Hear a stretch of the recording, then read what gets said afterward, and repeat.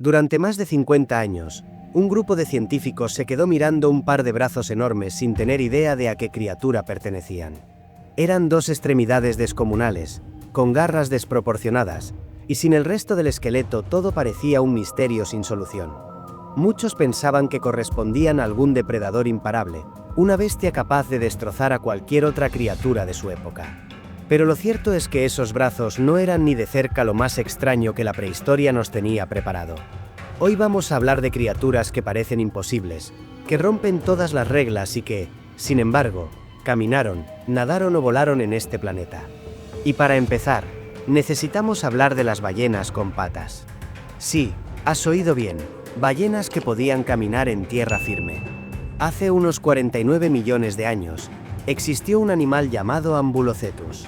Tenía 4 extremidades funcionales, pies palmeados y un cráneo especializado para escuchar bajo el agua. Era un híbrido perfecto.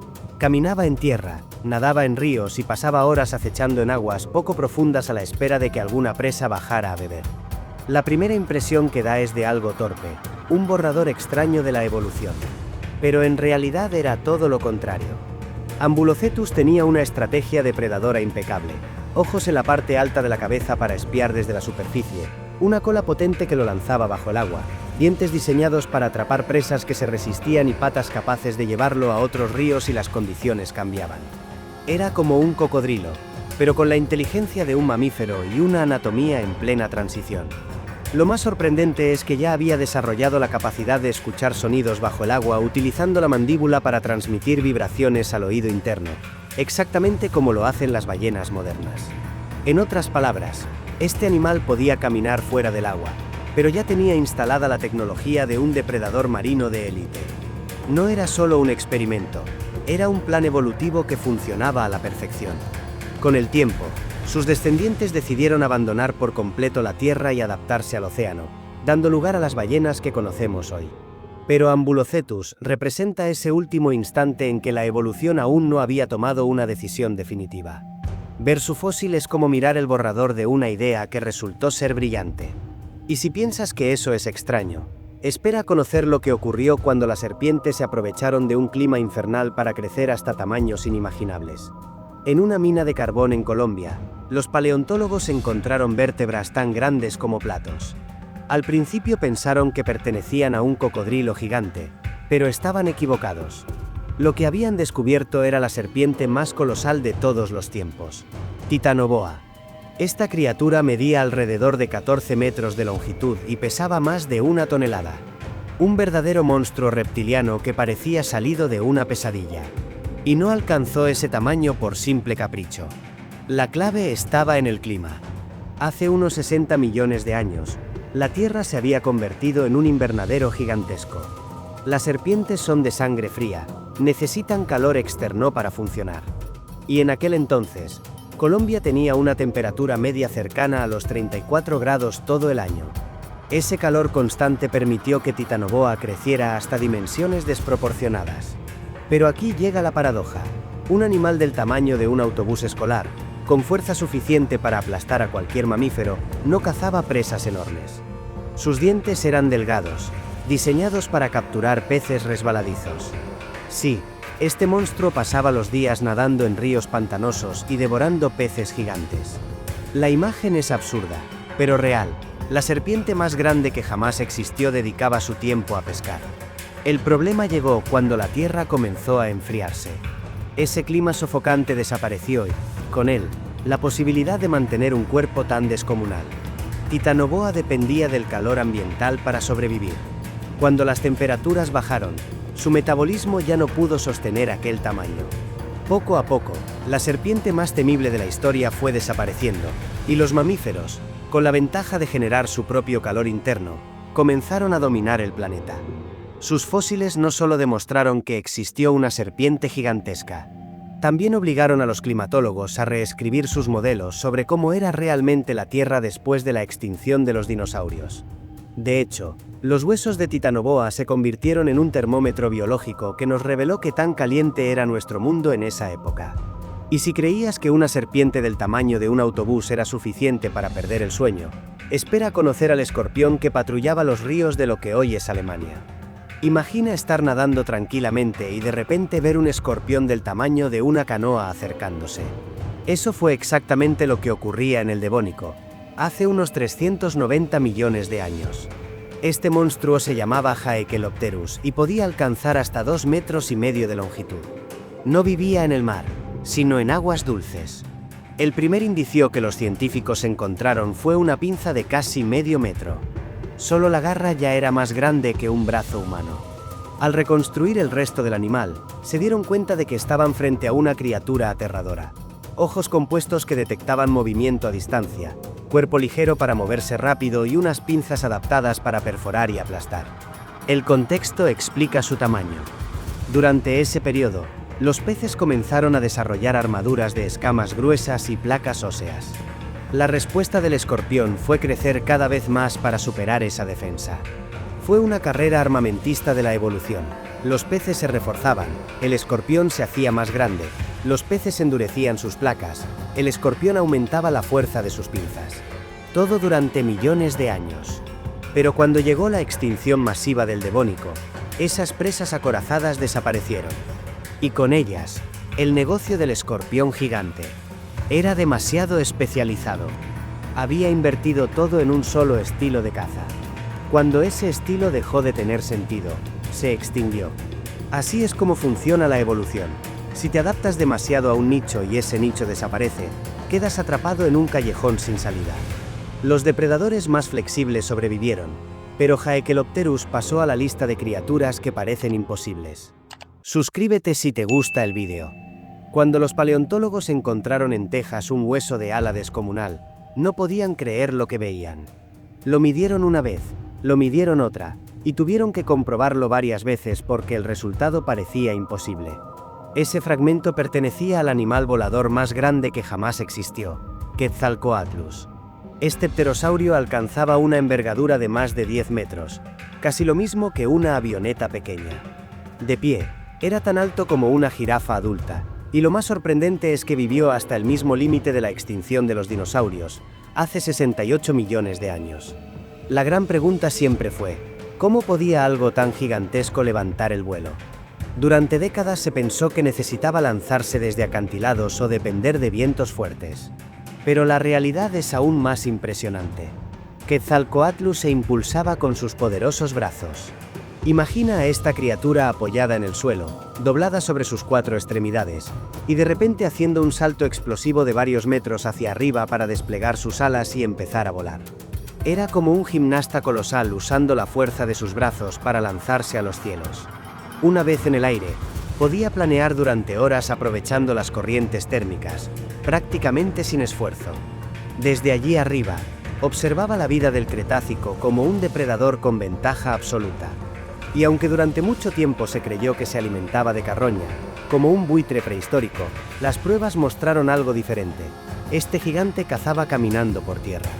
Con sus alas plegadas, avanzaba como una grulla descomunal, usando su largo cuello para atrapar animales pequeños. Podía alimentarse de crías de dinosaurio, mamíferos primitivos, reptiles, cualquier criatura que no pudiera escapar del alcance de su enorme pico. La imagen es difícil de asimilar. Un monstruo del tamaño de una avioneta, caminando por las llanuras como un depredador terrestre y al mismo tiempo con la capacidad de volar a voluntad. Una combinación de características que simplemente parece no tener sentido, y sin embargo, funcionó durante millones de años. El problema llegó con el impacto del asteroide. En un mundo en caos, con el cielo cubierto de polvo y el ecosistema colapsando, ser gigantesco dejó de ser una ventaja.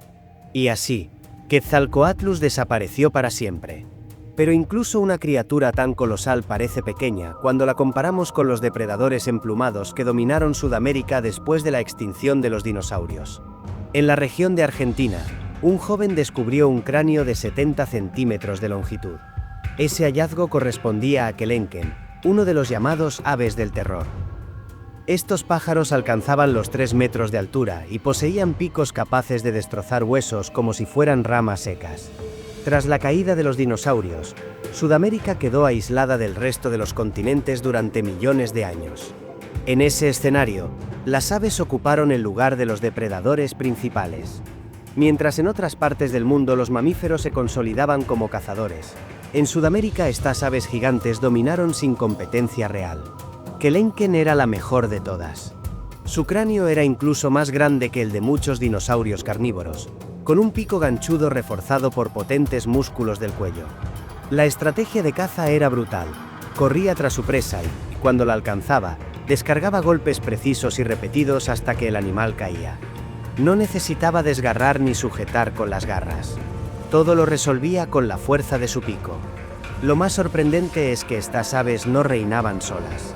En la misma época había mamíferos carnívoros de gran tamaño, marsupiales dientes de sable, perros osos gigantes y otros depredadores formidables. Y aún así, las aves mantenían la supremacía. Durante millones de años fueron los dueños absolutos de la cadena alimenticia. La situación cambió cuando Sudamérica se reconectó con el resto del mundo.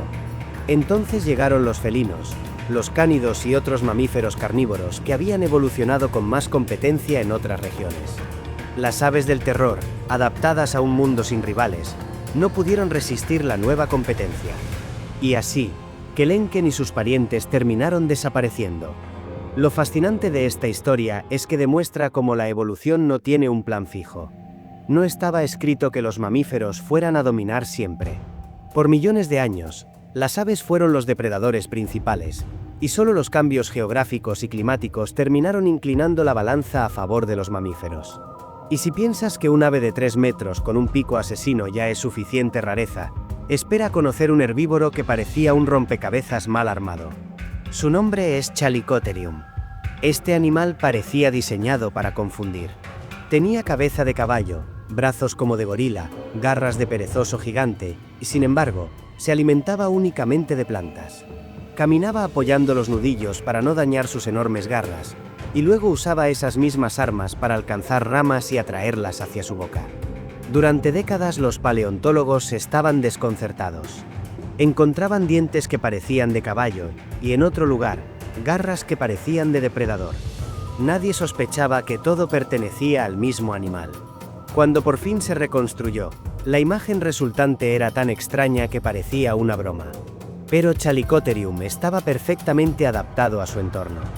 Podía derribar ramas altas y acceder a comida que otros herbívoros no podían alcanzar. Incluso tenía un curioso detalle anatómico: huesos en la cadera que funcionaban como almohadillas, permitiéndole sentarse mientras comía tranquilamente. Un comedor especializado y eficiente. El problema llegó cuando los bosques comenzaron a retroceder y las praderas se extendieron. Su cuerpo estaba diseñado para los árboles, no para el pasto abierto. Al depender de un entorno específico, su futuro quedó sentenciado. Algunas especies sobrevivieron hasta hace apenas un par de millones de años, pero siempre en declive. Su historia es la prueba de que estar perfectamente adaptado a un ambiente puede ser también la receta para la extinción si ese ambiente desaparece. Y de pronto, pasamos de un herbívoro con garras a un dinosaurio con más dientes de los que cualquiera podría imaginar. En África, hace más de 100 millones de años, vivió un dinosaurio que podía producir 500 dientes a lo largo de su vida. Cada 14 días reemplazaba toda una fila, lo que significaba que en promedio le salía un nuevo diente cada 20 minutos. El cráneo de Nigersaurus era casi una fábrica de dientes. Sus huesos eran tan delgados que en algunos puntos tenían apenas 2 milímetros de grosor, lo que los hacía extremadamente frágiles. Sus mandíbulas, anchas y planas, estaban diseñadas para cortar plantas a ras del suelo. Era un comedor especializado en barrer la vegetación baja como si fuese una cortadora de césped viviente. Pero esa especialización tenía un precio. No podía morder con fuerza ni defenderse. Un golpe fuerte podría fracturar su cráneo como si fuera de papel. De hecho, los fósiles completos son rarísimos, porque los cráneos se desintegraban con facilidad. Así, este dinosaurio vivió limitado a un estilo de alimentación único: mirar constantemente hacia abajo y devorar plantas blandas junto a los ríos. Una criatura perfectamente adaptada a su hábitat, pero a la vez demasiado frágil para sobrevivir a grandes cambios o enfrentar amenazas. Y si Nigersaurus parece extraño, espera conocer un dinosaurio pequeño que combinaba colmillos de vampiro con púas de puercoespín. Se llamaba Pegomastax. Su tamaño no superaba al de un gato doméstico, pero era una verdadera rareza evolutiva. Tenía un pico de loro para cortar plantas, dientes especializados para masticar vegetación dura y, justo detrás del pico, un par de colmillos afilados que parecían diseñados para aterrorizar a cualquiera. Lo curioso es que esos colmillos no eran para cazar. Se usaban más bien como armas defensivas o para intimidar a otros de su misma especie. Si alguien se acercaba demasiado a su comida, un mordisco bastaba para dejar claro el mensaje. Su cuerpo, además, estaba cubierto de cerdas rígidas que sobresalían como púas, dándole un aspecto intimidante. Imagina a un pequeño dinosaurio cubierto de espinas, con colmillos y actitud desafiante, correteando por Sudáfrica hace 200 millones de años. Sin duda, un animal que parecía mucho más peligroso de lo que realmente era. Y si todo esto te parece extraño, lo que sigue es aún más desconcertante. Porque durante medio siglo los científicos estuvieron convencidos de haber encontrado las garras de un depredador imparable, cuando en realidad pertenecían a un pacífico gigante con pico de pato. Durante 50 años, los museos de todo el mundo exhibieron dos brazos gigantescos encontrados en Mongolia. Eran extremidades de más de 2 metros de largo, con garras enormes que parecían diseñadas para destrozar cualquier cosa. Los paleontólogos estaban convencidos de que pertenecían a un superdepredador desconocido. Lo llamaban, incluso, el asesino de tiranosaurios. Se hicieron ilustraciones de un monstruo carnívoro, con cuerpo masivo, garras curvas y mirada letal. Durante medio siglo, todos imaginaban a una especie de kaiju recorriendo las llanuras del Cretácico. La verdad, sin embargo, resultó ser completamente diferente. En 2014 se descubrieron 2 esqueletos completos de aquella misteriosa criatura, y con ellos llegó la sorpresa. No era un depredador. Era Deinocheirus, un gigante pacífico con pico de pato, una joroba como la de un camello y plumas en la cola. Medía 11 metros de largo, pesaba 6 toneladas y pasaba sus días hurgando los ríos en busca de plantas acuáticas y peces. Sí, peces. Aquellas garras que durante décadas se habían imaginado como armas letales, en realidad servían para arrancar raíces o atraer ramas. Un gigante torpe que dedicaba su vida a alimentarse tranquilamente en las orillas. El descubrimiento fue un jarro de agua fría para quienes habían fantaseado con el depredador definitivo, pero también un recordatorio de que la evolución no siempre sigue la lógica que esperamos. La ciencia había convertido 2 brazos en la imagen de un monstruo, y la realidad era un animal pacífico, casi ridículo en comparación con las expectativas. Lo más irónico es que uno de los esqueletos hallados tenía escamas de peces en el estómago. Así que, en lugar de ser el asesino de tiranosaurios, Deinocheirus era básicamente el equivalente prehistórico de un pescador con pico de pato. Y cuando pensamos que ya nada puede sorprendernos, llegamos a una criatura que parece haberse adelantado a su tiempo por cientos de millones de años. Retrocedamos 267 millones de años, mucho antes de que existieran los dinosaurios o los mamíferos modernos. En los pantanos de lo que hoy es Rusia vivía Stemenosuchus, un animal tan extraño que cuesta clasificarlo. Tenía piel glandular, no escamosa, más parecida a la de un mamífero que a la de un reptil. Y además, un conjunto de cuernos óseos que formaban una especie de corona en su cabeza. No era un reptil primitivo cualquiera. Su piel ya estaba adaptada para controlar la temperatura y comunicarse, algo que los mamíferos redescubrirían millones de años más tarde. Se movía en manadas, con comportamientos sociales complejos, y probablemente usaba sus cuernos para reconocerse entre sí o intimidar a rivales. En otras palabras, era un ensayo temprano de lo que después serían los mamíferos. Formaba parte de los terápsidos, un grupo que sobrevivió a la mayor extinción de la historia y que eventualmente daría lugar a los verdaderos mamíferos. Lo fascinante es que Stemenosuchus ya había inventado características que desaparecerían por millones de años y luego volverían a evolucionar en nuestros ancestros. Este animal es la prueba de que la evolución no avanza en línea recta. A veces crea algo avanzado, lo pierde durante eras enteras, y después lo reinventa. Un ciclo interminable de pruebas, errores y reapariciones. Si un viajero del tiempo hubiera recorrido esos pantanos rusos, se habría encontrado con un ser que, sin ser dinosaurio ni mamífero, parecía una combinación imposible de ambos. Un recordatorio de que la naturaleza no sigue reglas claras, sino que experimenta sin descanso. Y lo cierto es que todas estas criaturas comparten un mismo mensaje: la evolución no tiene límites ni sentido del pudor. Una ballena con patas, una serpiente gigante que solo comía peces, un escorpión de río más grande que una persona, un ave asesina con pico de hacha. un herbívoro con garras de depredador, un dinosaurio con 500 dientes frágiles, un mini dinosaurio punk con colmillos y púas, un gigante incomprendido con brazos colosales, y por último, un terápsido que jugaba a ser mamífero millones de años antes de que existieran los mamíferos. Todas estas criaturas existieron de verdad. Todas dejaron fósiles que nos obligan a aceptar que la prehistoria fue mucho más extraña de lo que imaginamos. Y todas, de una forma u otra, nos enseñan que no hay adaptación demasiado absurda mientras funcione en el contexto en el que aparece. El problema, claro, es que la naturaleza cambia. Y cuando cambia, los que estaban demasiado especializados terminan desapareciendo. Así ocurrió con Ambulocetus, que perdió la oportunidad de seguir caminando en tierra. Así pasó con Titanoboa, condenada cuando la tierra se enfrió. Y lo mismo con Haekelopterus, Chalicotherium, Nigersaurus o las aves del terror. Criaturas perfectas para su mundo, hasta que ese mundo dejó de existir. Quizás esa sea la verdadera enseñanza de estas criaturas imposibles. No basta con ser fuerte, rápido o incluso perfecto para un ambiente. La verdadera clave es ser capaz de adaptarse cuando todo lo demás se derrumba. Y en esa habilidad de adaptación está la raíz de nuestra propia existencia.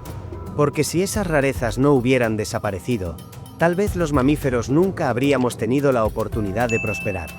Suscríbete si te gustó el vídeo.